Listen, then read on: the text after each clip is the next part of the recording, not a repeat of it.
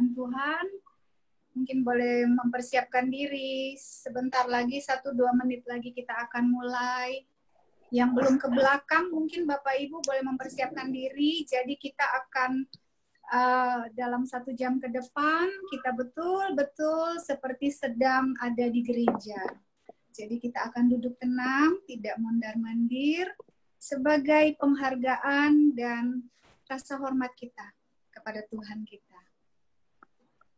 Sekali lagi, selamat datang, selamat bergabung kepada Bapak Ibu, saudara-saudara sekalian. Semua pasti sudah mempersiapkan diri untuk kebaktian yang pertama ini, walaupun mungkin sedikit berbeda dari biasanya, tetapi kita percaya Tuhan hadir dimanapun kita berada, dan Dia sudah mempersiapkan yang terbaik untuk kita semua. Satu persatu, mungkin dalam beberapa waktu belakangan ini, ketika kita tidak bertemu dalam satu ruangan, dalam satu kebaktian, kita masing-masing mungkin mengalami banyak hal, suka dan duka, tetapi pada saat ini kita bisa datang ke hadapan Tuhan, hanya satu hal, apapun itu, semuanya adalah rencana Tuhan. Kita boleh terima dengan rasa syukur, dan kita boleh tetap penuh pengharapan, penuh sukacita. Puji Tuhan. Baik Bapak Ibu, sudah menunjukkan pukul 9. Saya kira kita akan segera mulai kebaktian kita. Selamat pagi Bapak Ibu sekalian yang terkasih di dalam Tuhan Yesus Kristus. Sekali lagi, setelah beberapa waktu kita tidak bertemu, maka di dalam kebaktian hari ini rasanya cukup istimewa. Kita percaya Tuhan sudah ada bersama-sama dengan kita dimanapun kita berada. Dan pada saat ini mungkin bagi yang baru bergabung sudah ada bersama dengan kita Ibu Gembala kita yang terkasih. Juga nanti sudah ada juga bersama dengan kita Bapak Revi Awandatu yang nanti akan menyampaikan firman Tuhan bagi kita. Juga nanti ada German yang akan bermain biola, maka rasanya sudah cukup lengkap. Kita merasa seperti kita ada di gereja, seperti beberapa waktu yang lalu ada di Citycon, dan karena itu Bapak Ibu sekali lagi saya ingatkan, kita dalam waktu 1 jam ini akan duduk tenang. Kita akan berada di dalam satu persekutuan yang indah, dan kita siap untuk menerima berkat Tuhan. Dan kita boleh bersyukur dan mengakui bahwa adanya kita saat ini, keberadaan kita, semuanya adalah karena pemeliharaan Tuhan. Mari kita mau angkat pujian. Aku tahu Bapa peliharaku.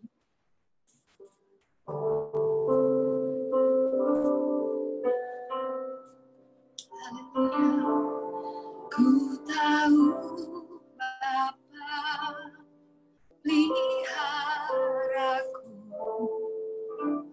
Dia baik, Dia baik, ku yakin Dia selalu sertaku. Dia baik bagiku.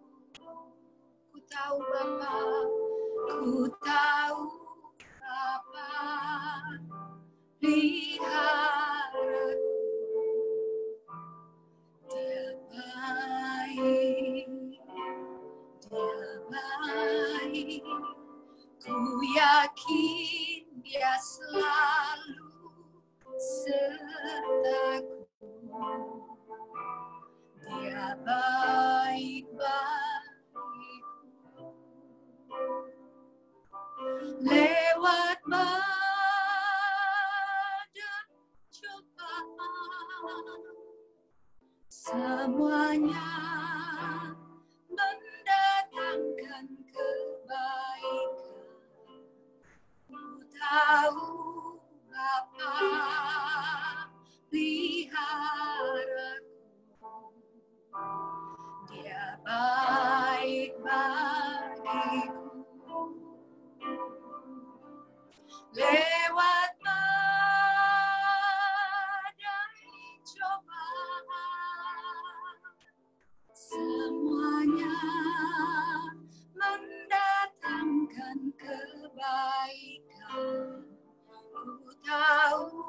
Bapa peliharaku, Dia baik bagiku, Dia baik bagiku, Dia baik bagiku. Haleluya. Ibu Gembala akan berdoa untuk kita.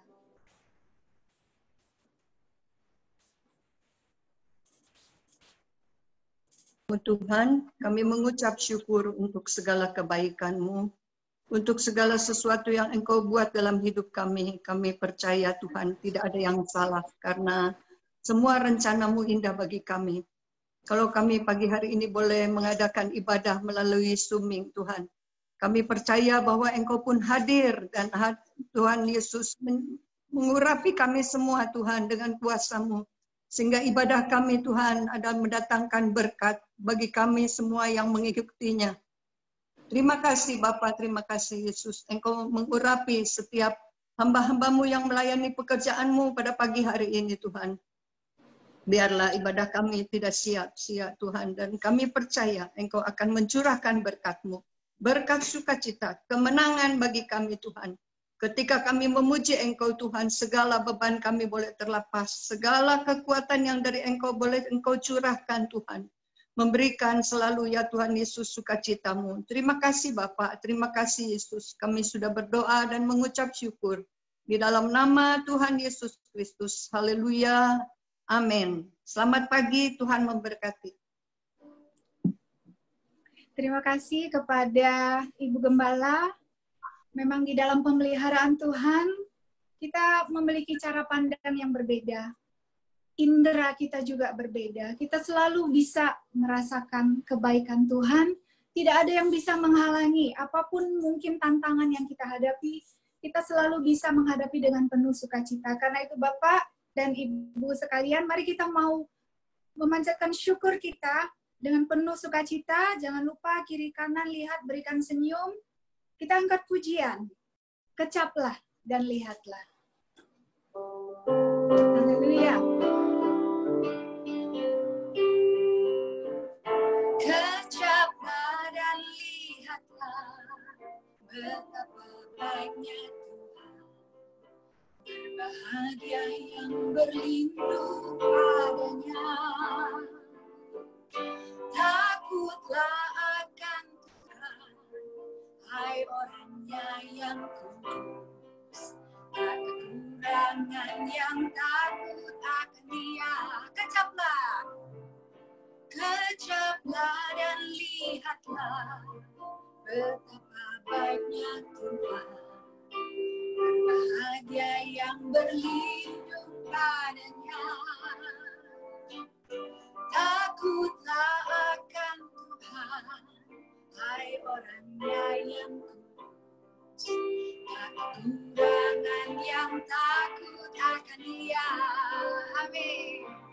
Singa-singa muda merana kelaparan, singa-singa muda merana kelaparan, tetapi orang-orang yang mencari Tuhan, tak kekurangan satu pun yang baik. Singa-singa, singa-singa muda merana kelaparan, singa-singa muda merana kelaparan, tetapi orang-orang yang mencari Tuhan, tak kekurangan satu pun yang baik.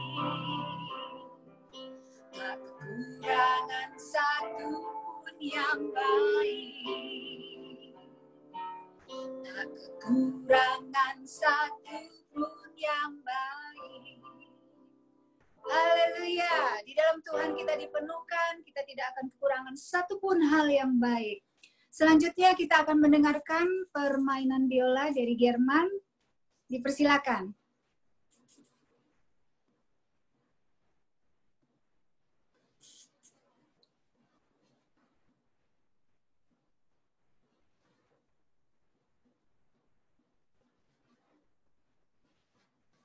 Sambil menunggu ya, Bapak Ibu, kita akan mendengarkan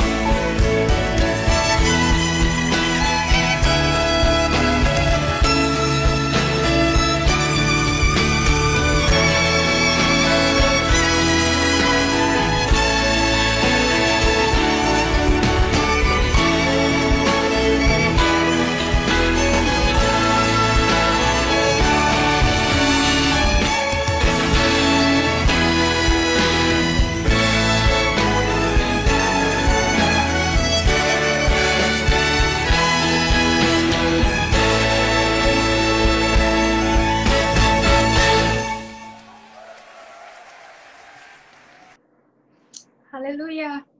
Ya, sungguh El Shaddai Allah kita yang besar. Dan sebentar kita akan mendengarkan firman-Nya. Dia akan berkata-kata untuk kita. Dan mari kita mau menyambut firman Tuhan. Kita angkat pujian. Menikmati Tuhan. Kita mau menikmati firman-Nya. Kita mau menikmati suara-Nya. Haleluya.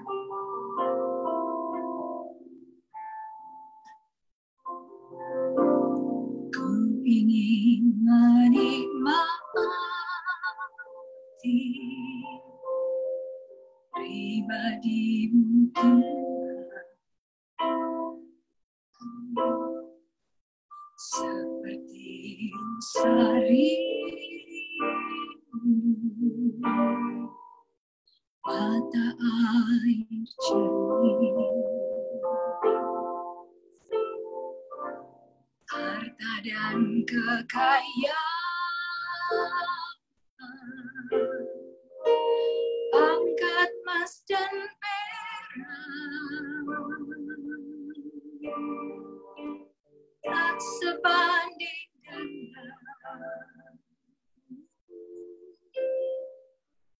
Yesus kekasihku.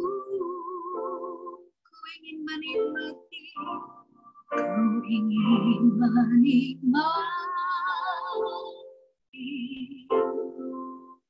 pribadimu Tuhan. Haleluya. Bertimbun rindu mata air jernih, harta dan kekayaan, pangkat emas dan perak,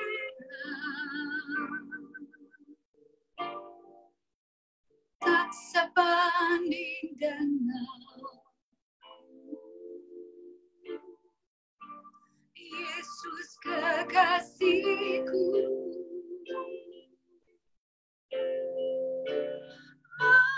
Menikmati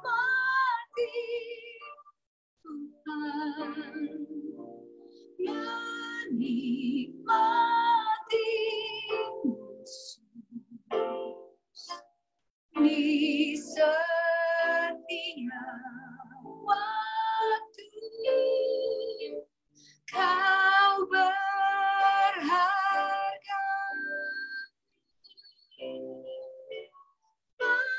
menikmati Tuhan, menikmati Yesus dalam kekekalan. Kau mulia, menikmati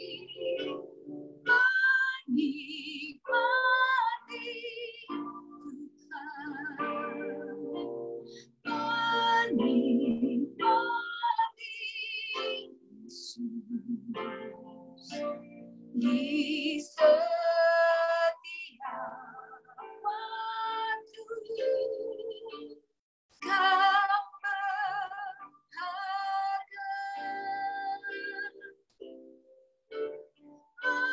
menikmati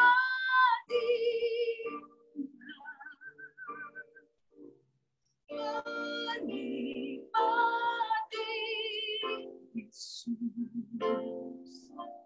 dalam kekekalan. Kau mulia dalam kekekalan. Kau mulia. Haleluya. Bapa di surga, sungguh Engkau mulia. Dan kami sungguh merasakan betapa indahnya kami dekat dengan Tuhan. Kami ingin menikmati kehadiran Tuhan di dalam hidup kami. Pada saat ini berfirmanlah Tuhan, Engkau sudah mempersiapkan hamba-Mu. Dan kami juga percaya Engkau mempersiapkan berkat-Mu bagi kami satu persatu. Biarlah kami boleh mengetahui, kami boleh mengenal, kami boleh melakukan firman-Mu. Berbicara Tuhan, kami siap untuk mendengar. Di dalam nama Tuhan Yesus Kristus, kami sudah berdoa. Haleluya. Amin. Amen. Saya persilakan kepada hambanya, Bapak Revi Awandati. Haleluya. Selamat pagi, saudara-saudara. Nah, karena saya tidak bisa mendengar saudara, tapi untuk memastikan bahwa saudara dengar suara saya baik, bisa tolong lambaikan tangan yang dengar suara saya baik? Ya, puji Tuhan. Senang sekali bisa melihat saudara semua. Saya diberi waktu 40 menit untuk membawakan firman Tuhan. Jadi saya pasang timer. Puji Tuhan, saudara. Serindu-rindunya saya melihat saudara. Dan saya yakin juga Tuhan lebih rindu melihat saudara hadir di rumah Tuhan. Tapi apapun yang ada yang kita alami sekarang, tidak bisa memisahkan kita dari kasih-Nya. Tuhan kita Yesus Kristus yang senantiasa menjaga, melindungi kita semua. Oleh karena itu, saudara, pada pagi hari ini, mari kita akan buka renungan firman Tuhan yang saya akan bawakan dengan nats dari Yesaya 55 ayat yang ke-8 dan ke-9. Satu ayat yang terkenal, saya akan bacakan untuk saudara. Ada, sebab rancanganku bukanlah rancanganmu, dan jalanmu bukanlah jalanku. Demikianlah firman Tuhan. Ayat 9, seperti tingginya langit dari bumi, demikian tingginya jalanku dari jalanmu, dan rancanganku dari rancanganmu. Nah, ini suatu firman Tuhan, ayat yang cukup populer, yang menggambarkan bagaimana apa yang kita miliki, apa yang kita pikirkan, apa yang kita rencanakan, selalu berbeda dengan apa yang Tuhan punya. Cuman, kadang kita lupa baca ayat sebelumnya, yaitu Fatsal 55 ayat yang ke-7. Karena kalau ayat ke-8 tadi kita lihat, ada sebab. Pertamanya kan, sebab. Nah ini yang mengawali ayat ke-8. Baiklah orang fasik meninggalkan jalannya, dan orang jahat meninggalkan rancangannya. Baiklah ia kembali kepada Tuhan, maka dia akan mengasihaninya. Dan kepada Allah kita, sebab ia memberi pengampunan dengan limpahnya. Ada dua kunci, ada dua kata yang kita perlu perhatikan adalah, pertama, orang fasik meninggalkan jalannya. Dan orang jahat meninggalkan rancangannya. Baru ayat 8 kita baca lebih ngerti, sebab rancanganku bukan rancanganmu. Rancanganku bukan seperti rancangan orang jahat. Dan jalanmu, kalau menurut ayat 7, adalah jalan orang fasik, bukan jalanku. Artinya apa? Apa yang ada di dalam manusia berbeda 180 derajat dengan apa yang ada di firman Tuhan. Yeremia 29 ayat 11 berkata, aku mengetahui rancangan-rancangan yang ada padaku mengenai kamu. Dan rancangan yang Tuhan bilang di Yeremia 29 ayat 11 adalah rancangan damai sejahtera. Dan bukan rancangan kecelakaan. Untuk memberikan kepadamu hari depan yang penuh harapan. Hari depan yang penuh harapan selalu berbicara mengenai keselamatan yang kita sudah terima dari Tuhan Yesus. Oleh karena itu, firman Tuhan pada pagi hari ini saya akan beri judul Jalan Tuhan. Mari saudara, kita buka lagi satu pelajaran dari firman Tuhan mengenai jalan Tuhan yang berbeda daripada pikiran atau jalan kita sebagai manusia. Coba kita buka di Keluaran 14. Keluaran 14, kalau di depan saudara ada Alkitab atau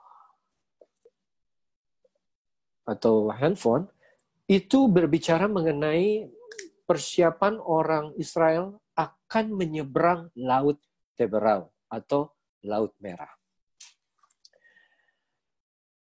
Coba misalnya kita baca Fatsal 14 ayat kedua.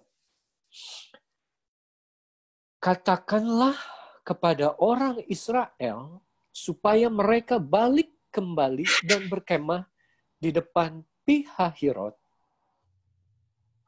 antara Migdol dan laut, tepat di depan Baal Zephon, berkemahlah kamu di tepi laut. Ini firman Tuhan untuk bangsa Israel melalui Nabi Musa. Dan kalau kita perhatikan, semuanya detail. Apa yang Tuhan suruh kepada bangsa Israel saat itu adalah balik, berkemah. Di depan ada nama tempat yang jelas, Pihahirot. Ada nama yang berikutnya, Migdol. Ada lokasi yang berikutnya, laut. Ada 3. Dan yang keempat, tepat di depan Baal Zephon. Lalu Tuhan bicara, berkemahlah kamu di situ. Itu yang Tuhan inginkan orang Israel pergi dan kerjakan. Tapi sebelumnya kita lihat Fatsal 13, Keluaran Fatsal 13, ayat yang ke-17 dan ke-18. Nah, ini yang mengawali dari 14 ayat kedua. Ya, Keluaran 13 ayat 17.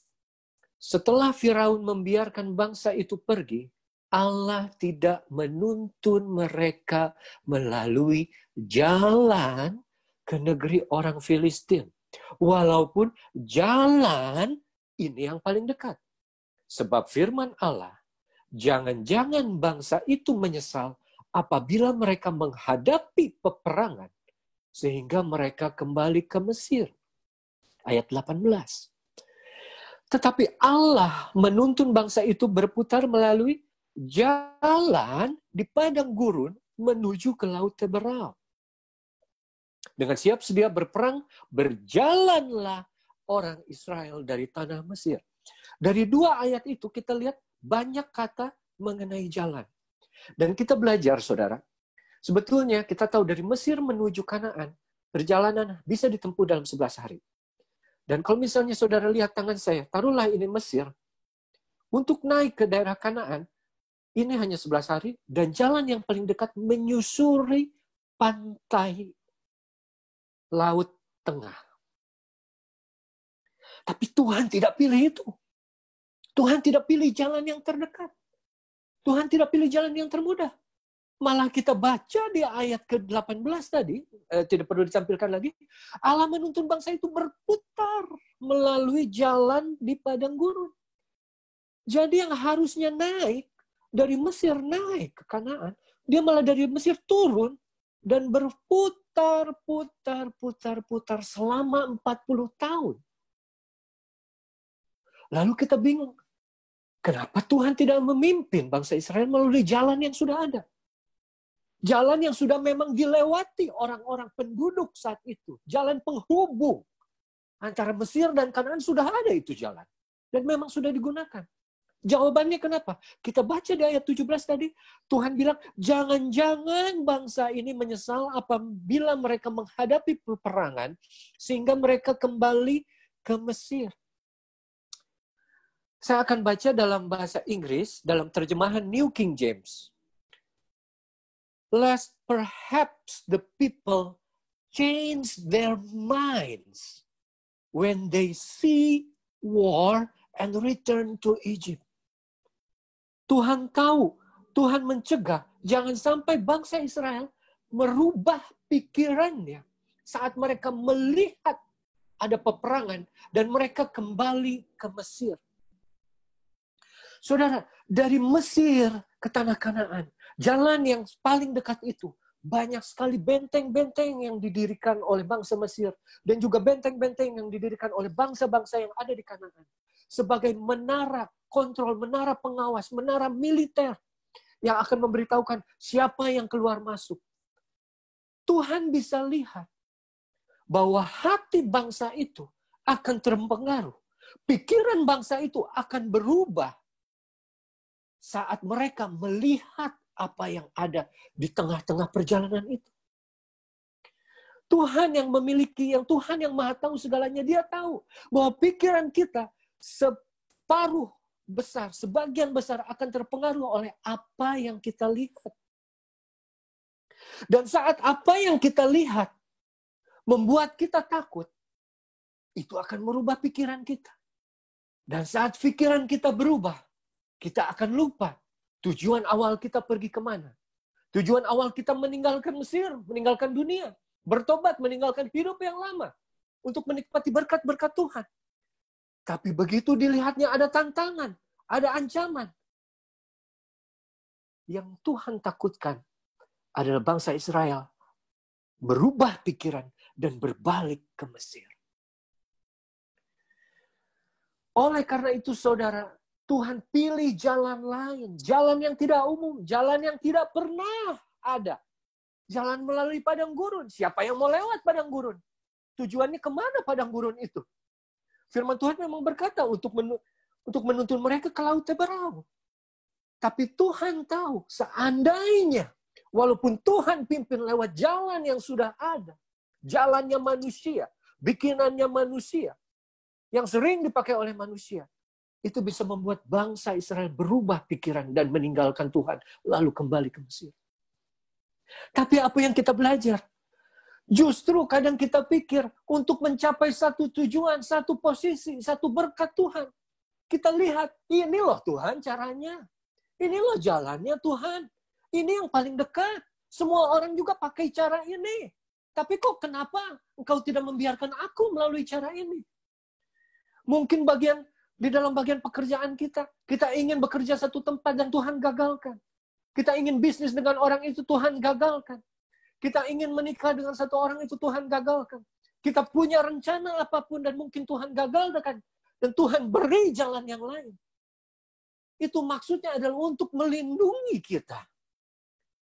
Dalam perjalanan itu mungkin kita akan menemukan sesuatu, melihat sesuatu yang akhirnya bisa merubah pikiran kita. Dan akhirnya berbalik kepada dunia. Memang jalan Tuhan kita tidak pernah tahu. Jalan Tuhan tidak terlihat. Cara Tuhan tidak pernah kita bisa mengerti. Bagaimana sudah jelas ada jalan yang bisa ditempuh. Tapi Tuhan lebih pilih jalan yang baru. Yang tidak pernah terfikirkan, yang tidak pernah ada. Malah Tuhan pimpin kita melalui jalan itu. Karena apa? Karena Tuhan tahu apa yang kita lihat sebagai manusia. Mata ini sangat besar kuasanya. Makanya ada firman Tuhan yang berkata, berbahagialah mereka yang percaya tanpa melihat. Banyak orang harus melihat dulu baru percaya. Bukan itu yang Tuhan inginkan. Yang Tuhan inginkan, kita percaya kepada Dia sepenuh hati sebelum melihat. Setelah itu, maka kita akan melihat segala keajaiban, perbuatan yang besar yang Tuhan sudah sediakan di dalam hidup kita. Pertama kita lihat ada dua jalan. Jalan yang terdekat, jalan yang termudah. Tuhan tidak pilih. Tapi Tuhan pilih jalan yang panjang, jalan yang berliku. Karena jalan Tuhan tidak harus yang termudah. Tidak diukur dari waktu. Tidak diukur dari cepatnya kita sampai ke tujuan. Tapi jalan Tuhan akan membentuk kita, menentukan kita saat kita sampai di tujuan, kita sudah menjadi orang pribadi-pribadi yang mengenal dan mengerti dan bisa menerima Tuhan sepenuhnya. Oleh karena itu, saudara, baru kita baca yang pasal 14 yang tadi ayat kedua. Tuhan bilang, pergi berkemah di Pihahirot antara Migdol laut tepat depan Baal Zephon. Kamu pergi ke situ, katanya. Lalu ayat ketiga bicara, maka Firaun akan berkata tentang orang Israel. Mereka akan sesat di negeri ini. Padang gurun telah mengurung mereka. Saudara, kita tahu perjalanan bangsa Israel saat melewati padang gurun, akhirnya mereka dipimpin oleh tiang awan dan tiang api. Lambang dari kehadiran Tuhan, penyertaan Tuhan di depan, memimpin mereka kemanapun mereka pergi. Tiang awan dan tiang api tidak bisa dikontrol. Saat tiang awan berhenti, mereka harus berhenti, membangun tabernakel di atas, di bawah tiang tersebut. Tapi saat tiang awan, tiang api itu naik dan mulai bergerak, semua kemah harus dibereskan dan harus mengikuti pimpinan Roh Tuhan itu tanpa tahu kemana mereka pergi. Tapi saudara, pelajaran pertama, sebelum itu semua berjalan, ayat kedua yang tadi kita baca, Tuhan sendiri dengan jelas katakan, aku ingin kalian pergi ke sana. Pihahirot, Baal Zephon, dekat laut, ada Migdol. Tempat yang secara spesifik Tuhan inginkan bangsa Israel ada di situ. Dan Tuhan lalu bilang bahwa di ayat ketiga, Firaun sendiri akan berkata tentang orang Israel, mereka telah sesat di negeri itu. Padang gurun telah mengurung mereka. Kalau dalam bahasa Inggris, New King James Version, saya akan bacakan bahwa they are bewildered Mereka akan bingung by the land. And the wilderness, padang gurun, has closed them in. Atau kalau dalam bahasa aslinya, dalam bahasa Grekanya, padang gurun mengurung mereka. Mereka ada dalam satu posisi yang tidak bisa bergerak lagi. Dan kita tahu, saudara, kita tahu, kita sudah belajar, kita sudah dengar firman Tuhan ini berulang kali. Bahwa saat bangsa Israel disuruh pergi di tempat yang spesifik, tadi Tuhan bilang. Saat mereka tiba di tempat yang jelas Tuhan bilang harus ada di situ. Harus di Pihahirot, sebelah Migdol, laut, Baal Zefon. Berkemahlah kamu di tepi laut. Apa yang mereka hadapi kita tahu. Akhirnya mereka ada dalam satu lokasi di mana di depan mereka hadapi laut Teberau. Di kiri gunung, di kanan gunung, dan di belakang pasukan Firaun. Mereka ada dalam satu posisi yang tidak bisa bergerak, salah kemana-mana, dan terjebak. Loh, ini gimana Tuhan? Tuhan, Engkau sudah bilang, Engkau sudah pimpin kami, Engkau tidak bawa kami ke jalan yang mudah. Padahal sudah ada jalannya, caranya ada. 11 hari nyampe kami ke tanah perjanjian, Engkau malah suruh kami melalui padang gurun. Yang kami tidak pernah tahu sebelumnya, tidak pernah ada jalan di situ sebelumnya. Tapi Engkau suruh kami melewati situ. Dan setelah kami mau lewati padang gurun, Engkau suruh kami secara spesifik untuk ada di satu tempat itu. Dan begitu kami ada, kok begini Tuhan? Kok kami terjebak? Padahal kami dengar-dengaran ini Tuhan. Kami ada di sini tuh karena kami ikut firman-Mu Tuhan. Kami dengar, kami patuh. Tapi begitu mereka ada dalam satu posisi yang sebetulnya Tuhan inginkan. Makanya kita baca di ayat yang pasal 14, ayat yang ke-10. Ketika Firaun telah dekat, orang Israel menoleh. Maka tampaklah orang Mesir bergerak menyusul mereka. Lalu sangat ketakutanlah orang Israel. Dan mereka berseru-seru kepada Tuhan. Kalau boleh saya baca bahasa Inggrisnya dalam terjemahan New King James. And when Pharaoh drew near, the children of Israel lifted their eyes. And behold, orang Israel mengangkat mata mereka dan melihat Egyptians march after them. Dan mereka sangat-sangat ketakutan dan anak-anak Israel menangis kepada Tuhan.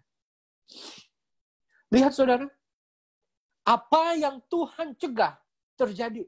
Apa yang Tuhan hindari dari jalan yang singkat itu. Karena Tuhan tahu, saat orang Israel melihat apa tantangan yang ada di depan atau di belakang mereka, mereka akan ketakutan. Dan betul saja, ayat ke-10 ini dikatakan, bahwa saat mereka melihat orang Mesir, mereka berseru kepada Tuhan. Mereka menangis, mereka menjerit. Dengan suara yang sangat, Tuhan, Tuhan, di mana Engkau? Tuhan, kenapa kami ada di sini? Tuhan, kami mengikuti Engkau. Kami ada di sini karena mengikuti apa yang Kau mau. Tapi kami kenapa ada di satu posisi yang tidak bisa bergerak kemana-mana. Kiri salah, kanan salah. Depan tidak ada jalan. Di belakang ada ancaman kami. Bukan kadang itu, saudara, yang kita alami dalam kehidupan mengikuti Tuhan. Memang rancangannya beda, memang jalannya beda. Dan kita tidak bisa lihat. Dan kita diajarkan untuk menaati Tuhan. Tapi saat kita menaati Tuhan, mengikuti Tuhan. Dan Tuhan berbicara kepada kita secara pribadi. Engkau harus pergi ini, engkau harus lakukan itu, engkau harus ada di sini, engkau harus ada di situ. Dan kita ikuti. Tapi ada satu titik. Tuhan, ini saya ada di sini karena saya ikut suara kamu. Ini saya ada di sini karena engkau yang bilang jangan ke sana. Jangan berteman dengan dia. Jangan ambil itu barang. Jangan bergaul dengan dia. Aku ikuti, tapi sekarang aku di satu posisi yang tidak bisa bergerak. Tidak ada jalan. Dan menangislah bangsa Israel, berteriak kepada Tuhan. Satu respon yang wajar. Begitupun kita saat dalam kesusahan pasti langsung, aduh Tuhan, menjerit kita. Memanggil nama Dia. Karena kita tahu kita ada di sini karena yang Tuhan yang inginkan, Tuhan yang suruh. Tapi langsung ayat 11, saudara. Ini aslinya bangsa Israel keluar kembali. Mereka berkata kepada Musa, apakah karena tidak ada kuburan di Mesir, maka engkau membawa kami untuk mati di padang gurun ini? Apakah yang kau perbuat ini terhadap kami dengan membawa kami keluar dari Mesir? Ayat 12, bukankah ini telah kami katakan kepadamu di Mesir? Janganlah mengganggu kami, dan biarlah kami bekerja pada orang Mesir. Sebab lebih baik bagi kami untuk bekerja pada orang Mesir daripada mati di padang gurun ini. Mereka pertama berdoa, mereka menjerit kepada Tuhan mereka. Ke satu pribadi yang mereka anggap bertanggung jawab, yang menuntun mereka sampai ada di tempat itu. Tapi akhirnya begitu mereka lihat, kok masih begini saja, mereka mulai mengeluh. Mereka mulai bersungut-sungut. Mereka mulai menyalahkan pimpinan mereka. Mereka mulai membanding-bandingkan keadaan sekarang dengan keadaan yang dulu. Yang dulu lebih enak daripada yang sekarang. Yang dulu lebih nyaman daripada yang sekarang. Seharusnya kami tetap saja dengan yang dulu. Tidak bergerak ke sini. Kenapa kau bawa ke sini? Bersungut-sungut kepada Musa. Juga artinya bersungut-sungut kepada Tuhan.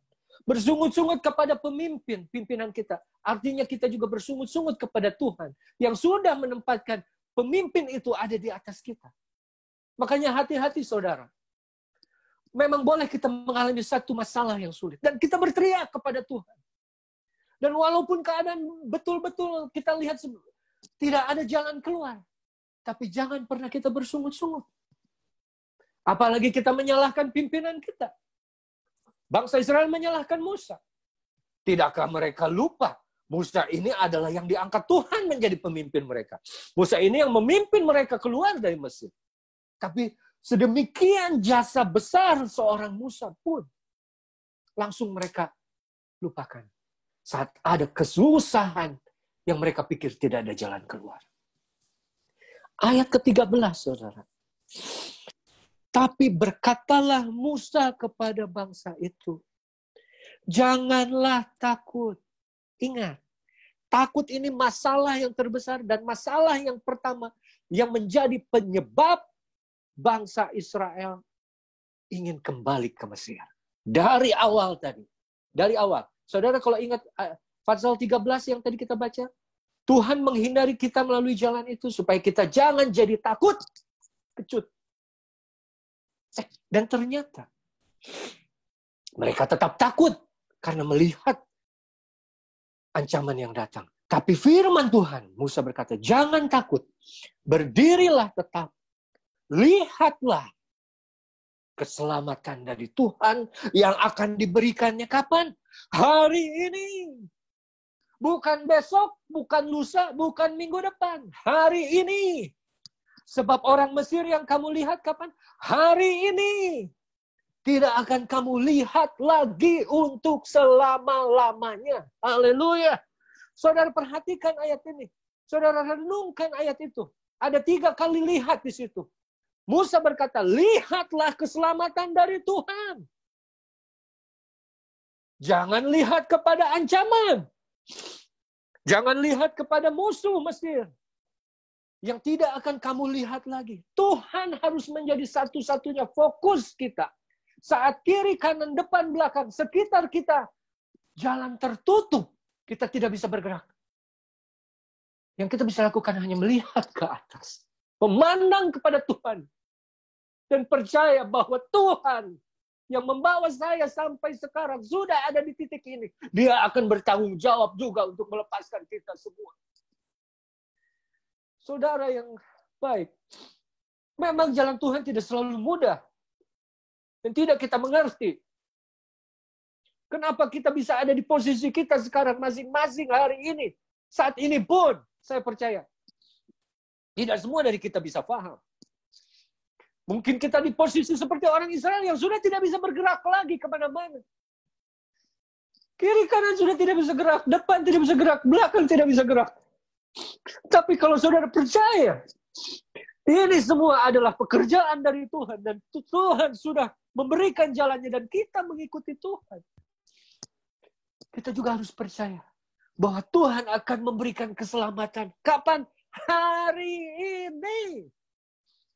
Bukan besok, bukan lusa, bukan minggu depan. Hari ini.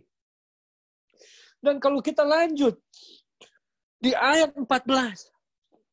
Tuhan akan berperang untuk kamu.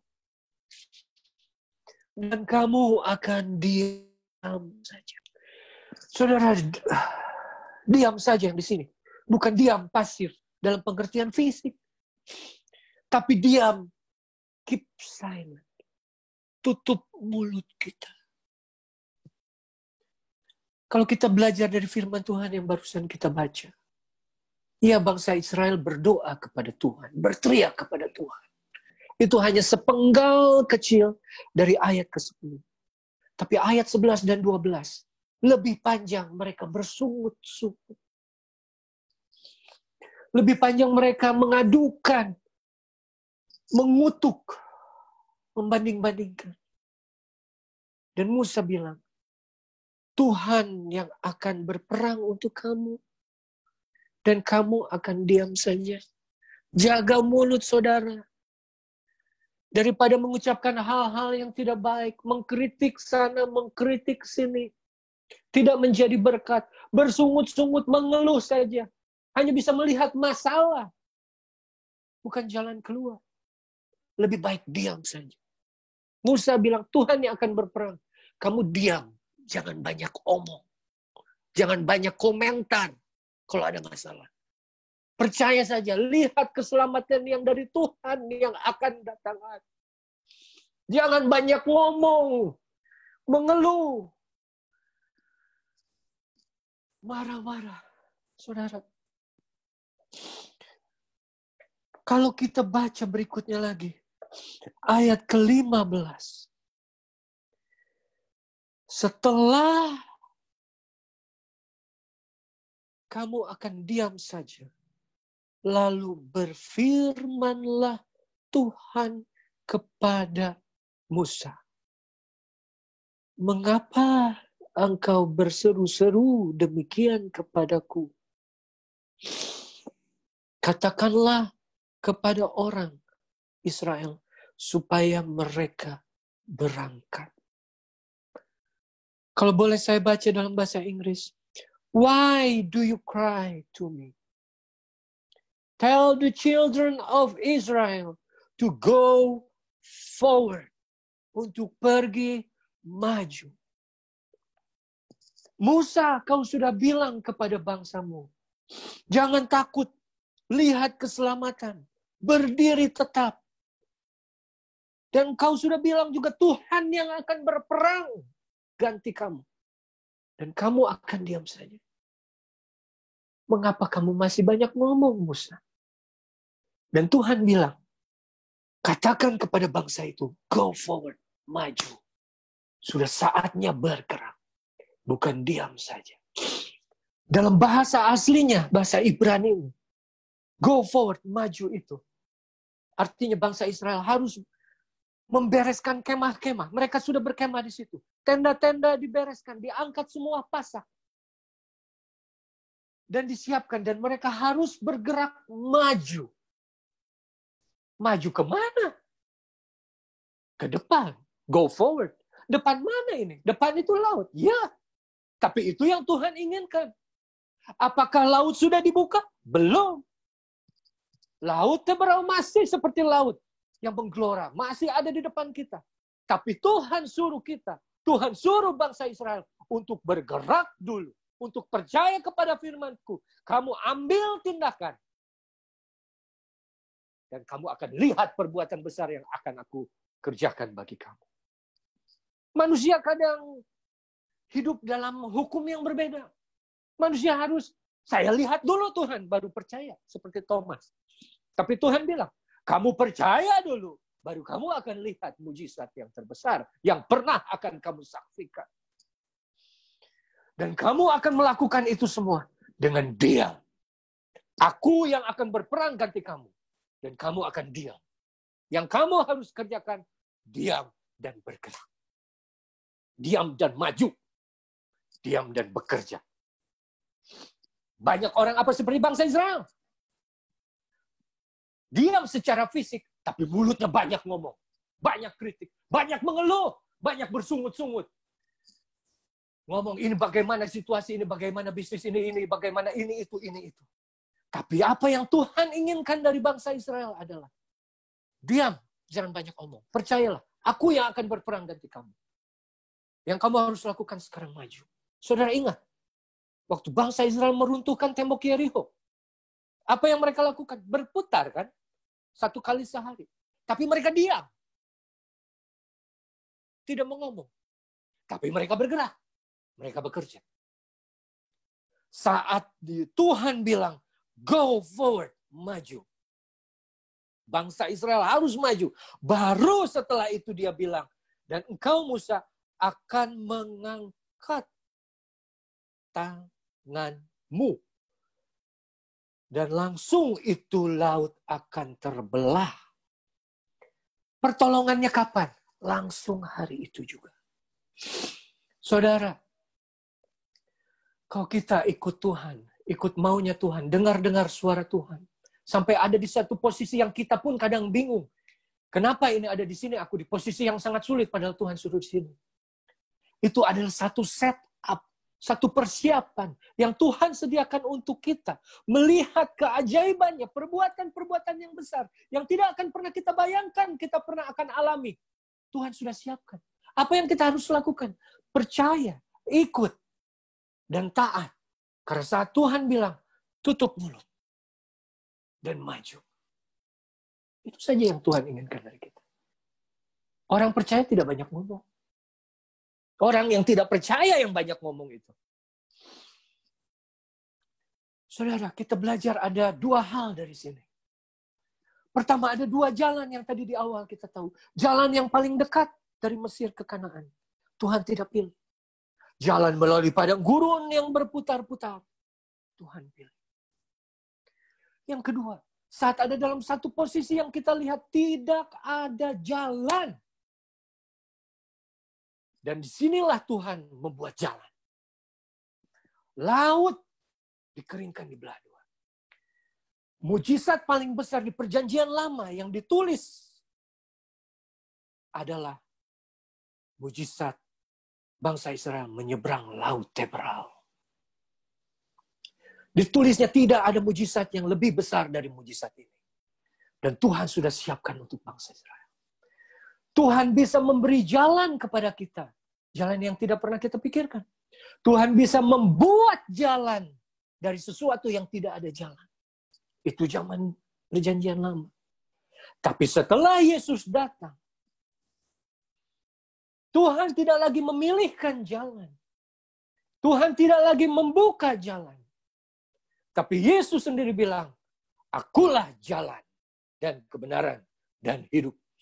Tidak ada yang bisa datang kepada Bapa kalau tidak melalui aku. Kita ngomong soal jalan Tuhan. Satu-satunya tujuan jalan Tuhan hanyalah untuk membawa kita kepada keselamatan. Tidak ada yang lain. Berkat rohani yang paling besar yang bisa kita nikmati adalah keselamatan. Bukan uang atau sesuatu yang sementara atau yang terlihat. Dan Tuhan Yesus sendiri sudah bilang, akulah jalan. Akulah yang sudah memberikan nyawaku untuk kamu. Sehingga kamu bisa menikmati berkat-berkat rohani. Berkat rohani yang tertinggi, yaitu kehidupan yang kekal. Bersama dengan Bapa di surga selama-lamanya. Oleh karena itu, saudara, firman Tuhan pada pagi hari ini mengingatkan. Banyak jalan yang kita tidak pernah bisa mengerti. Tapi hanya satu jalan saja yang kita cukup fahami dan percaya. Yaitu Yesus. Karena dia satu-satunya jalan keluar untuk setiap persoalan yang kita hadapi. Kita selalu berharap kepadanya, melihat kepadanya, berteriak kepadanya. Karena Yesus sudah menyediakan jalan itu. Sehingga kita boleh mencapai Bapa yang sebelumnya tidak tersentuh karena dosa kita. Tapi kita boleh datang kepadanya dan memanggil dia Bapa. Karena apa yang sudah Yesus lakukan di dalam kehidupan kita. Demikian saudara firman Tuhan pada pagi hari ini. Semoga boleh menjadi berkat bagi kita semua. Dan saya kembalikan kepada MC Dr. Susi.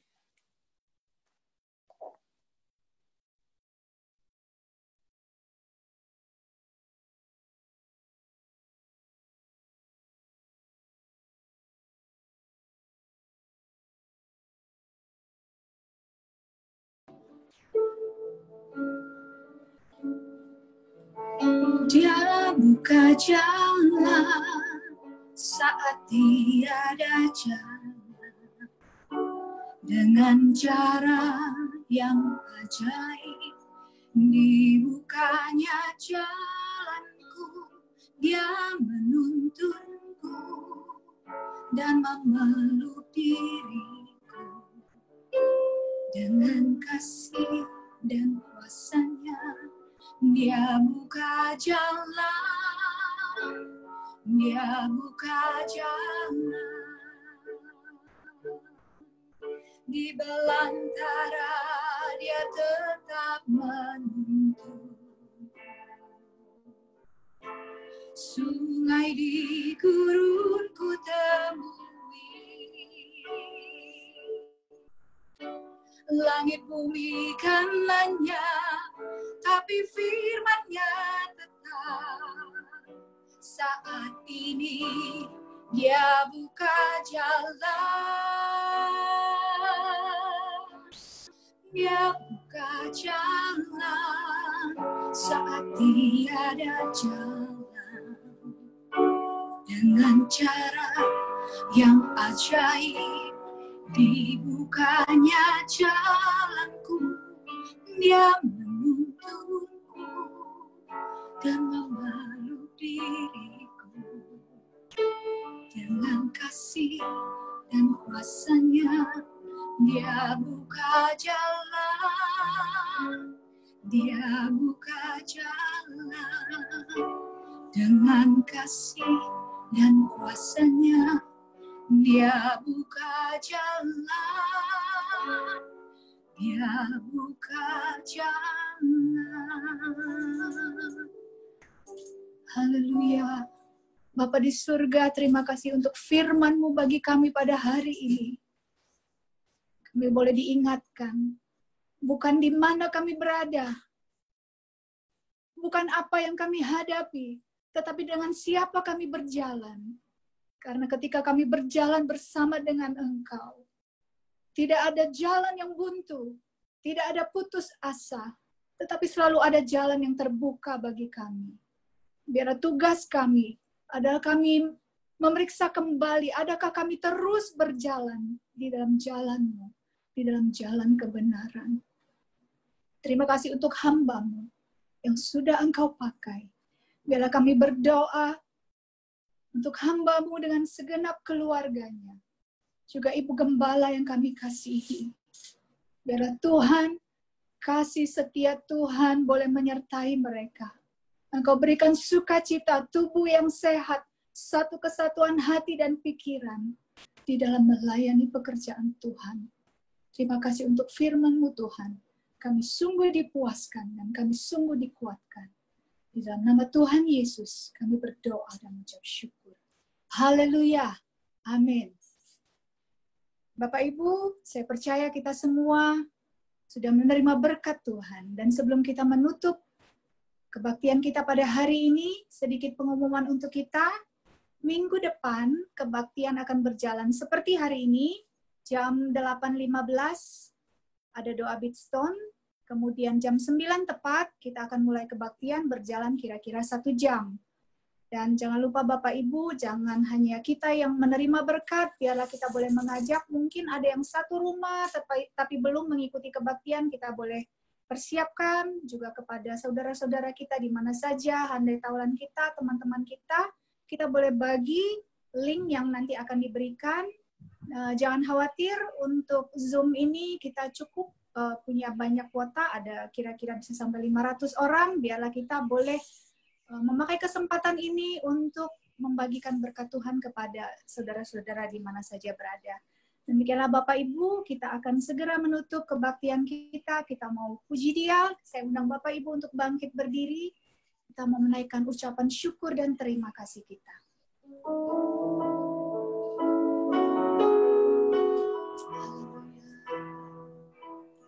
Terima kasih Yesusku, terima kasih Yesusku, puji syukur hanya bagi Tuhanku.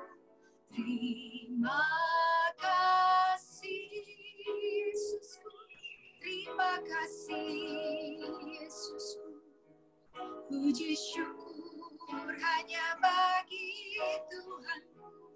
Terima kasih Yesusku, terima kasih Yesusku, puji syukur hanya bagi Tuhanku. Terima kasih Yesusku, terima kasih Yesusku, puji syukur hanya bagi Tuhanku.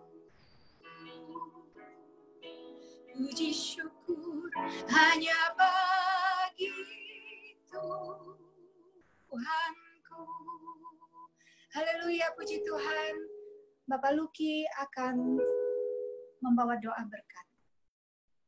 Kami mengucap syukur dan terima kasih Bapak pada hari ini. Kebaktian Zoom bisa berjalan lancar dan baik. Ini semua adalah kasih karunia daripada-Mu Tuhan. Yang mana sudah kami sangat inginkan kami bertemu bersama-sama. Kita bisa berbakti bersama-sama meskipun via Zoom. Tapi kami semua sangat diberkati oleh Engkau Tuhan. Terima kasih Tuhan atas semuanya ini. Semua berjalan lancar dan baik. Kami satukan hati juga berdoa untuk Ibu Gembala kami. Engkau tahu segala masalah yang yang dihadapi. Kami percaya Tuhan selalu mengikuti, menyertai, dan menuntun jalan sehingga semua masalah bisa dihadapi dengan baik dan adanya berkat dan kesehatan Ibu Gembala kami juga. Dan biarlah dia selalu boleh tetap bisa melayani pekerjaan-Mu Tuhan. Kami juga berdoa untuk Bapak Pendeta Revi dan keluarga. Tuhan berkati dia Tuhan, di mana pelayanannya Tuhan selalu menuntun dan memimpin dan memberkati. Sehingga banyak jiwa yang dimenangkan melalui dari firman-firman-Nya. Kami juga mau berdoa untuk Nemo Bahari dan Helga yang di Bali. Tuhan berkati mereka, baik pelayanannya maupun kesehatan tubuh mereka. Tuhan selalu jaga di dalam naungan kuasa daripada-Mu. Segenap jemaat AMS yang ada di Zoom maupun yang di luar sana. Kami mau berdoa untuk mereka Tuhan. Berkati dan lindungi mereka. Yang lemah Tuhan beri kekuatan. Yang terbeban berat Tuhan beri jalan keluar. Yang sakit demi nama Yesus Tuhan sembuhkan. Tuhan memberkati engkau dan melindungi engkau. Tuhan menyinari engkau dengan wajah-Nya dan memberikan engkau kasih karunia. Tuhan menghadapkan wajah-Nya kepadamu dan memberikan engkau damai sejahtera. Sidang jemaat yang dikasihi Tuhan, terimalah berkat yang berlimpah dari Allah Bapa, kasih sayang daripada Yesus Kristus Sang Putra, dan serta penghiburan dari Roh Kudus yang mengikat kita menjadi satu, mulai dari sekarang sampai Maranatha Tuhan Yesus datang kedua kali. Di dalam nama Tuhan Yesus, kita katakan amin.